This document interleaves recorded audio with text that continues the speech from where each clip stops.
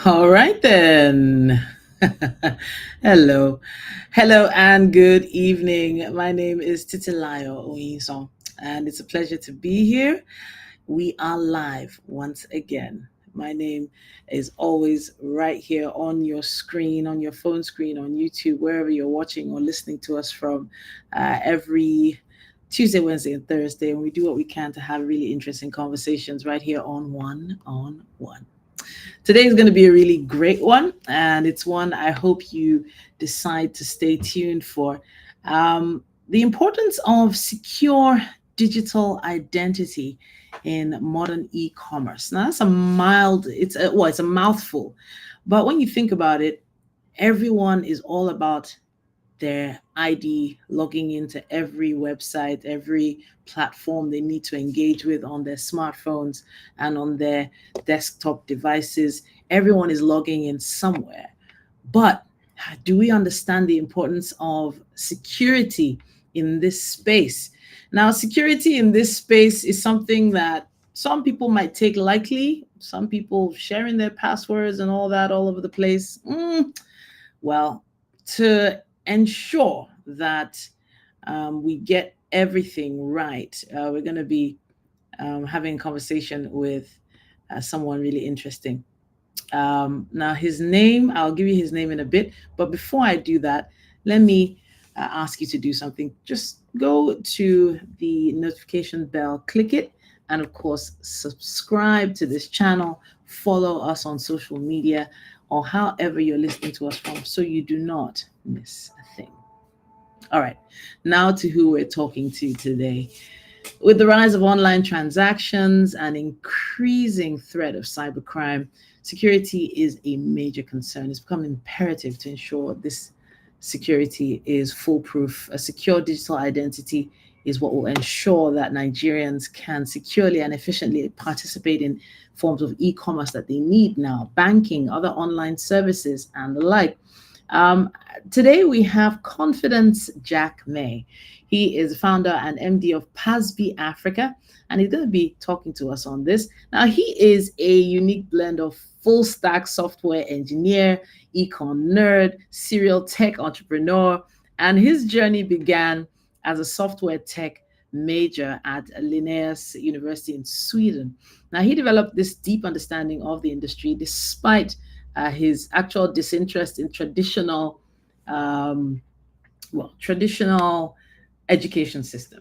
He's not a traditional kind of guy, and we'll find out who I'm talking about in just a second. Don't worry.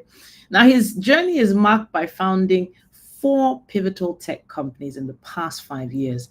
An exit from his fintech venture, Rebat, and his involvement in the go-to market execution of Quiqly.se. His domain expertise spans financial technology, cloud edge computing, network cybersecurity, software as a service, and even the wellness and beauty industry, showcasing how vast this individual is. I am so pleased to introduce the one and only Confidence Jackmay. How's it going? Wow, that was an introduction. Thank you. I appreciate that. I was talking about you. You didn't think I was talking about you? Oh no, I mean, I thought I was listening to someone else, but like, wow. Thank you. It's nice to Well, be on the show. Yeah, thank you so much for joining us. I can only imagine how busy you are, and how hard it is to find just spare time to, have conversations like this. But you took out time to talk to us, and we appreciate you for it. Thank you so much. my pleasure. My pleasure. Go on. All right. So now I've actually given you, I've given everyone a profile of you. I've told everyone, what you've done, but I don't know the whole story. How did this begin? Just getting involved in fintech. I mentioned already that you're not really one of those people that's interested in traditional methods of education. Just let us into who Jack May really is. All right. Yeah. Don't really talk much about myself, but I'm a human. Nigerian by birth. But from the standpoint of how I grew up with my parents and also my extended family and everyone, we have always been interested in looking for avenues to actually introduce, our strengths to the mass public. I grew up in an environment where innovation and trying to create something from scratch was actually like the go-to way to show your parents that you're smart, you know. So I've been creating right from a very young age. Actually, I started programming at the age of 8, back in elementary school. That's I attended the LNG primary school down in Bonny Island. It's a very interesting place actually. During the early days of I'm just 22 years old, born in 2002, but like during those periods from like the early 2000s to 2015, 14, we had a huge variety of individuals on the island. We're talking about like expatriates from India, Denmark, Netherlands, the UK, back in the US. We have Argentinians, and yeah, we had a lot of people around. So you had like this audience to kind of soak lots of knowledge about the outside world before you even went out there, you know. Mm. And I was able to like put my hair down and get what I needed to get from my colleagues and friends. And eventually, when I got a chance to actually step out, I mean, I had never been very good at school. At times, I was more of an athlete guy. Like I was the sports individual.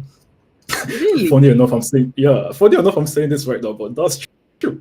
That is You're into very sport. true. What sort of sport? What sort of sport are you talking about? Oh, Basketball? no, no, no, no, no. Actually, I was a swimmer. Seriously? Yeah, I Interesting. was a swimmer. I played football. Actually, football was a. I don't like talking about that because from football and rugby, I had injuries that actually put me on the Okay. sideline for quite some time, Wow. and Wow.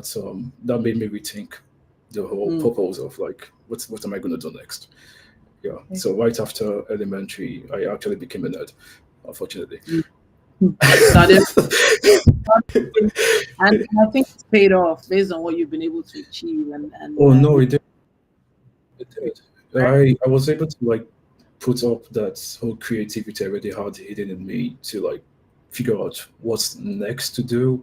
Because like I'm in class with my fellow like colleagues and everyone is in class, but like I'm always like looking outside and figuring out like, man, how can I get out of this place and like do something that not really changes the world, but at least leaves my name there, you know? Sure. Sure. Yeah. Okay, So that's how speaking of my names, yeah. anything to do with your ID, your personality, your who you are, right now in the digital space, it's just so risky to put it out on any site or any platform without knowing exactly what it's being used for, etc., etc. Right now, you played a pivotal role in the launch of Bank ID Nigeria, now known as PASB, right? Yeah. And I need you to sort of break down what you define as secure digital identity, especially in this space, because Hmm. it's becoming increasingly important when it comes to online transactions. Give us some insight into your thoughts. So in an environment where like more Nigerians are actually online than the number of people that you will find at like any INEC voting polls combined, the definition of secure digital identity in the grand scheme simply means you being able to trust that you and are able to use and manage your personal information for all life commerce to a mere 1.1 to 2%, if you grab my scope. E-commerce platforms, in this case, need to comply to payment service directives using days. So establishing basics of national identity only to make entrepreneurship easy context. Okay. Okay. Yeah. So right now, do you have any numbers, any statistics we could, wrap our head around? What amount of people are using e-commerce sites online doing transactions in any given day in Nigeria? Hmm. That's a very good one. During our research actually for the market study for before we actually launched Pasby, we actually figured out that close to 53% of Nigerians online daily, all right, and of those 53%, for the e-commerce in particular, we are looking at 35 to 40% of people actually just in that domain trying to figure out what to do or what to buy or what's and Okay. then the rest are then shared between the businesses and social media. So yeah, people are Hmm. very proud of actually using the e-commerce platforms. Yeah, I'm trying to divide that into a pie chart in my head. So 53% of Nigerians are online, and then you said about 30 daily. 30 what percent did you mention? So Are on 38, 8 38% of the 53. actually of the 3% the e-commerce platforms on a normal Wow. day. Sure, that's their go-to. All right. Wow. And then the rest are shared between the banking sectors, platforms, and then social media Wow. applications. It tells you that like transactions are going through the systems like Mm, every day. okay. So Okay. yeah, That's incredible. That's incredible to note that it's not people are not just on TikTok watching funny videos. People are not just on Instagram watching the latest skit. They're using it. It's being used on the daily for business use cases. And there's a reason why I say this because there's that assumption with a certain generation that be true. anything you're doing online is a waste of time. Anything you're doing on the online space is, frivolous, etc., etc. But now banking has essentially moved online, and it's interesting that Pasby sort of is leveraging on the is helping the system, but leveraging on the NIN and BVN systems right now. But you need to explain to us how that works and how the idea came to be. Cool. Okay, so founding Pulseby was all due to necessity. I'll give you a little bit of a breakdown of what the Nigerian ecosystem looks like. So at present, okay, there are 10 recognized state institutions that provide Nigerians with ID numbers in various forms. The NIN and the BVN being among just the most widely known. Okay, I believe that even in the next coming years, it emerge as the primary source of for national identification. As an identity solution, okay, PASB makes the use of that redundant information which you have for yourself or is stored in the national registries to verify you as a person and then issue you an EID. All right. In our phase one, we actually launched by just in the passport numbers as the foundation for our model to conduct integrity tests, okay, before moving forward to the other ID numbers that you might actually have in the national registry. Um, then while moving to our phase two, we then incorporated the use of the NIN and BVN to encompass a wider segment of the populace. Because like not everyone has a passport, right? But nowadays everyone naturally has a BVN or NIN, and that could actually help us get you into the Pathway ecosystem with just 2 to 3 minutes using considering the network clouds and everything. So to establish a secure identity in Nigeria, in e-commerce platforms use or to Pathway like we said, we're unified and quickly we have harmonization has been literally talking about since like 2017. I think in 2000 probably had. Okay, can I stop you there? I think we've lost your sound a bit. I'm not sure what's going on. Oh, you did? Um, okay, I think it's back now. All right, go ahead. Oh, right. So I stopped at how like Pasby. So Pasby basically just tries to act as that data harmonized registry from the national registry, which already has so much static information about you, and then we try to make sure that like we can actually like do what the government hasn't yet done yet. So I mean, in Mm. 2017, 2018, it was very like they was looking for a way to data harmonize Nigerians. Actually, brought a committee for data harmonization. But yeah, we are in 2024 right now. So this journey started in 2018, right? Yeah, 2018, yeah. 2017. It did. Honestly, in Nigeria, this whole conversation started in 2018, and Okay. nothing was fully like concrete at that point. Of course. So now you mentioned passports, and of course the name being Pasby is significant, I guess. But then you did also state something very important: the fact that not every Nigerian is on, has a passport rather. So that's when you decided, your team decided to incorporate NIN, BVN. But you understand how sensitive people feel about those two numbers specifically, your NIN, your BVN. People are very sensitive about them. Oh Um, yeah. the rise of cybercrime, let's talk a bit about the threat, and how that has evolved in terms of risk for the average person, the average business owner in 2024. Cool, cool. So we're talking about cybercrime in this context, right? Yes, of course. Cool. Okay, so e-commerce, right? Mm, E-commerce has made the sharing of personal information daily occurrence. The way we actually do that here in our African economy is out of the broader rise to cybercrime. So just indulge me in this thought experience or thought experiment.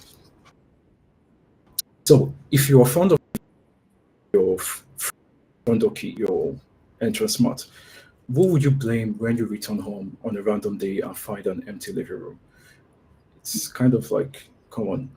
But now think of Pasby as a fence with a ring mechanism, all right? Um, Around that event of any visitor coming to your abode, a consent alert is delivered to you wherever you are to confirm that you're not interested in that. You call the police to get them away. okay. Okay, so this is the stuff that actually like deters cybercrime. It's all about consent, and if you could actually like make that much more like prevalent within the e-commerce sector, honestly, I don't really see any reason why people actually indulge so much stealing information. Yeah. So now a lot of people think of stealing in terms of losing their money. They don't really think about losing their identity. Do you have True. any example cases that can explain the difference between just maybe someone's account being emptied and someone losing their identity? Okay. Let's see. Account being empty. I think at that point we're talking about financial crime, and we have cybercrime. Okay.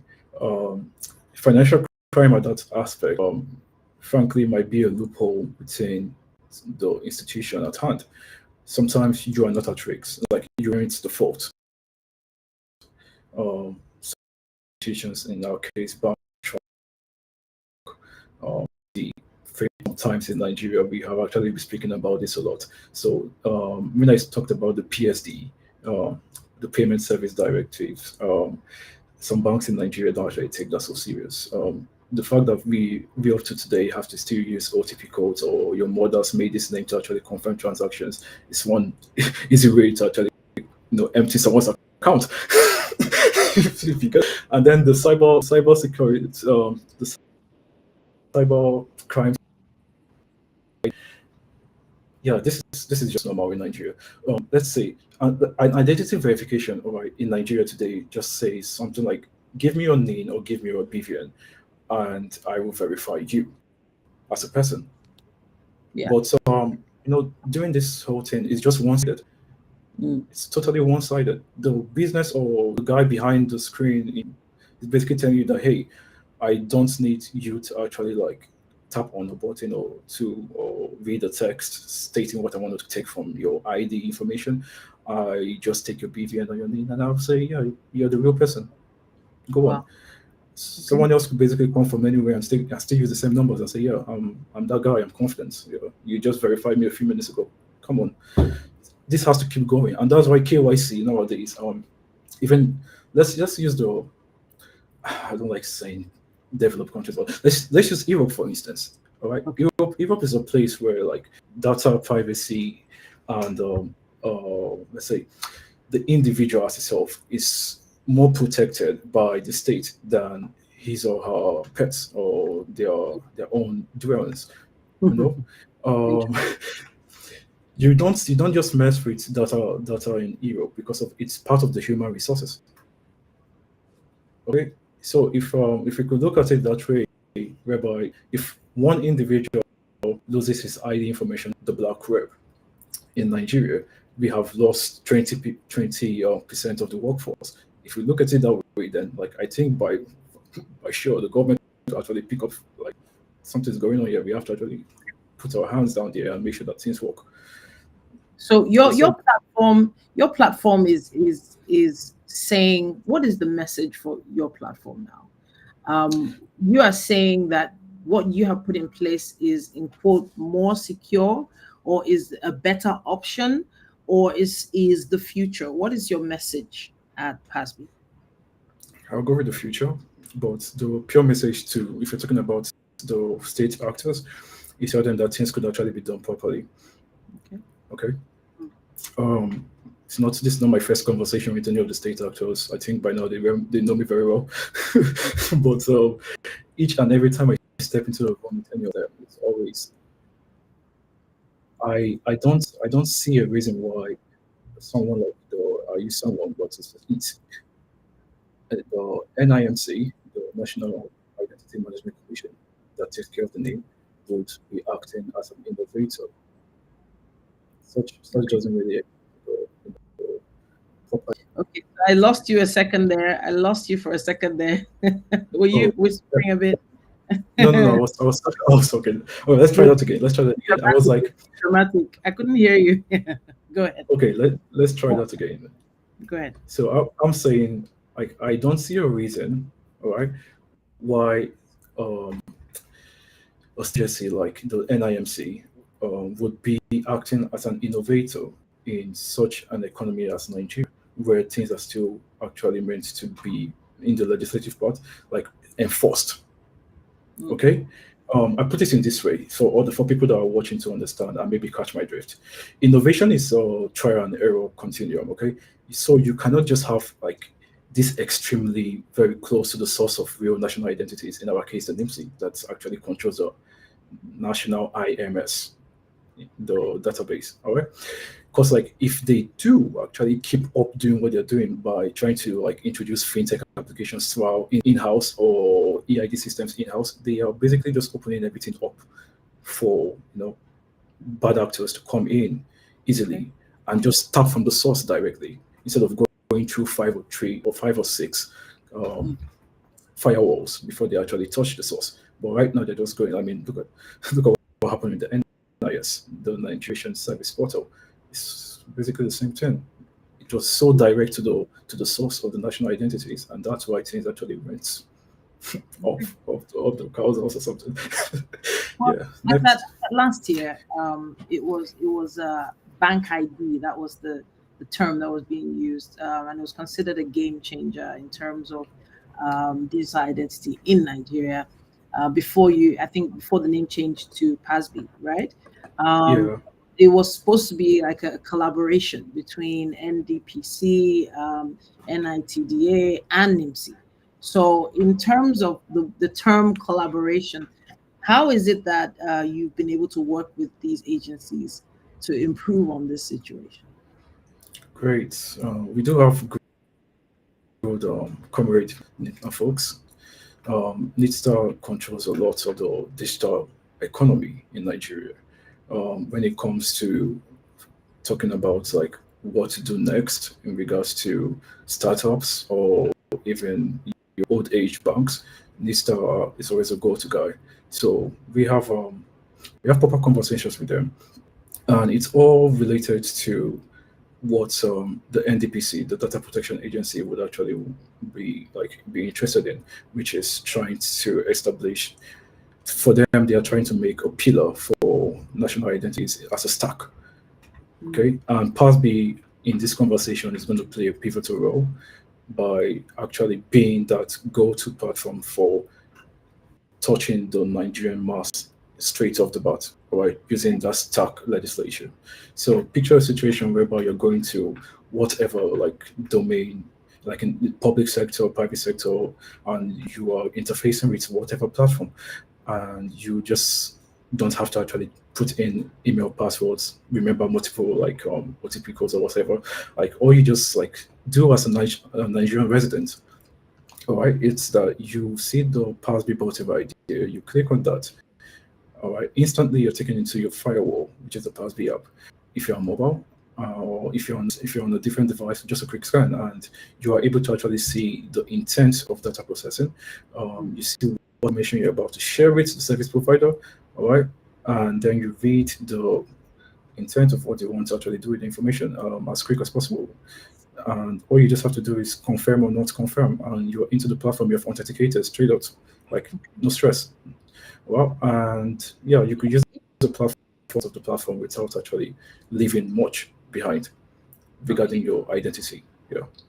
So no phone filling, nothing. Because so in other words, this is to say, because you've already essentially signed up or registered on Pasby, there's no need for you to enter your details on a multiple number of websites that have used Pasby as their, should I use the term firewall? Their air gap, right? Yeah, you could say that, or just their authentication framework and option. Authenticator. So yeah, authenticator code. So how does it differ from the authenticators that already exist online? Great. So let tell people whenever I'm talking. So Pasby is like that's continue with Google button or sign in with Google button that you see when you're going through platforms. It's something similar to that. But what makes us stand out is that Google won't give you like proper national identities. They won't give you verified people. They give you email addresses from random folks. I mean, bots even. But what Pasby does, Pasby actually, we are trying. The bigger picture is that we are trying to actually become a national authentication framework. We are trying to actually make sure that like information stays within the country. If it's ever going to be exported, it should actually go and touch the legislative arm, all right, a little bit. So everything. It's by Africans. It's by Africans, and your information, the individual using the platform or about to get into a platform is always a real person. You could it's never a bot. It is never a bot. The business could vet that whoever is going to the platform is actually real and can actually do whatever. In this case of e-commerce, if you actually like try to purchase any stuff and able to actually like make a transaction using Pasby, like not like paying for it with Pasby. I mean, confirming for the transaction using Pasby. Okay. The business is authentic from the user. They fulfill these goods, it's actually going to get to a real person. And you as a person as well, you know that you're not actually spending money. You trust the business because of course a scammer won't ask you to like use Pasby to get into their stuff or confirm a transaction. It's basically, for a scammer doing that, it's like picture it as like going to like an Abuja, the high end Abuja like nightlife clubs, and then the bouncer is literally asking you for an ID. It literally tells you that this is authentic. Like if you go in and you come out, yeah, it's you, nobody else. So yeah, that's just the beauty of it in that case. It really does feel like Pasby is a disruptor. And that term disruptor. No, please don't use that term with me. It's something that has been thrown around. No. It does feel that you don't believe so? You don't believe so? I mean, I do believe that it could be in the greater scheme of things, all right. But I don't want to go around using the word is a disruptor, because like when you use the word disruptor, especially in the Nigerian ecosystem, people just become wary of what you're working on, because now they're afraid of like, is this guy going to actually like stop or derail my entire like work for like 5 or 8 years? I don't want to do that. I'm trying to actually collaborate. I'm trying to I'm an enabler. That's why I say Pasby is not disruptor. Yeah, not a disruptor. Yeah, it's only because of disruptor if you're doing something wrong, though. That's the thing. So that's the thing. Well, it's a debate. Yes, it's a debate. Yeah. But now I have to talk about a little bit about that. We're going to wrap up with it on this: the education factor, literacy factor. Using Pasby, we gave some incredible statistics at the beginning of this conversation regarding how many people are online, etc., etc. But we didn't actually ask how many of the people online doing these transactions are literate enough to understand the importance of cybersecurity or secure digital identity in this case. So, have you considered this? You must have considered this, of course. And where do you stand on that particular issue and Pasby? Okay. Nigeria as a region, we have our drawbacks and also our strengths. As much as we are in the country, not everyone is actually on board with the digital ecosystem, and we have to actually curtail everyone in. We have to like accommodate each and every one of us. With Pasby, we try to actually make things. I'll put it this way: we try to accommodate as much as we can, but we do not really want to carry the whole headache of the country. Okay. Um, Getting a Pasby is straightforward. Okay, we provide Nigerian residents. Yeah, we User provide Nigerian. Yeah, it's and the user friendliness is also like the interface is something that even the blind could actually use because we made it accessible. All right. So we try our best to like carry everyone along. As far as you have your information in the national registry, you definitely have a Pasby already. That's just how it is. All right. But if you do not have a national, like a verifiable national identity, Pasby is not yet your go-to. mm, Um, because of like, first of all, we don't even know you and we can't mm, vet you. Okay. So for that kind of situation, best of things to do is that in our next phase, now we're getting into the phase two, but like I said that's for like maybe after Q4 or maybe in our phase three, we would actually like properly do things with banks. Because everyone is either banked or unbanked, and then the unbanked actually have access to like mobile devices nowadays, and they are using like MO posts, like those mobile fintech applications. So we could actually partner with as much of this fintech platform, so like to actually help people um, secure their identities, even though they are not fully on board with like the national registry and everything, but we could, you know, push them toward it. You mm. understand? To make sure that the state, especially in defense, we know who and who is actually standing in the whole demographics of Nigeria. And frankly, we could tell where and where things are happening just by passive Okay. data usage. Okay. So um, unbanked, the ones that the non-literate, Mm. I would say that we are trying to accommodate as much as we can, but we wouldn't stress much about like bringing everybody on board. Instead, we would push that towards maybe some other startups that will come on board and build on top of Pasby. All right. Build on top of Pasby. I like the term you used just now. I saw that you can even get an APK file here, not just an app to download. Yeah, I'm yeah. not see what I can see here. All right, so it's I love what you wrote here. You guys you call it it's a flow. I like that. I like that. No, it is a real flow. It is a flow, honestly. Yeah. For the From love the of simplification. All right, then. For those who are just tuning in, we've been having a chat with Confidence Jackmay, the MD founder of Pasby Africa. And yeah, it's a flow. Every action is smooth, simple, and it's recognizable. fantastic. As you put there on the screen, there on your site, just visit pasby.africa if you want some more information about what they are up to as they do what they can to secure um, the digital identity of the modern Nigerian. All right, then. So, Jack May, I know you're really busy. I don't want to take up any more of your time, but please make sure you stay in touch. If you have any other projects that you're working on, please don't hesitate to reach out to us. We can't wait to have a conversation with you on them. I appreciate it. It was great being on the show and speaking to you. We will really have more conversations, I bet. Sure. No, most. Lovely. All right. So everyone watching, it was nice being here. Thank you for having me. All And right. honestly, do check us out. Oh, all right. Yeah, Africa. That's the site you need to check out. Now, I have to say, if anyone out there is wondering how they could be part of the show, please make sure you subscribe, follow this channel, and make sure that wherever you're watching or listening to us from, you stay connected with us so that you do not miss a thing. Of course, if you would like to email us, it's very simple, one-on-one with Titi Oyinsan is the title of the mail. Of course, just send it to dynamitepodcastnetwork@gmail.com. dynamitepodcastnetwork@gmail.com. And of course, we will get back to you. All right, then. Jackmay, it's a pleasure.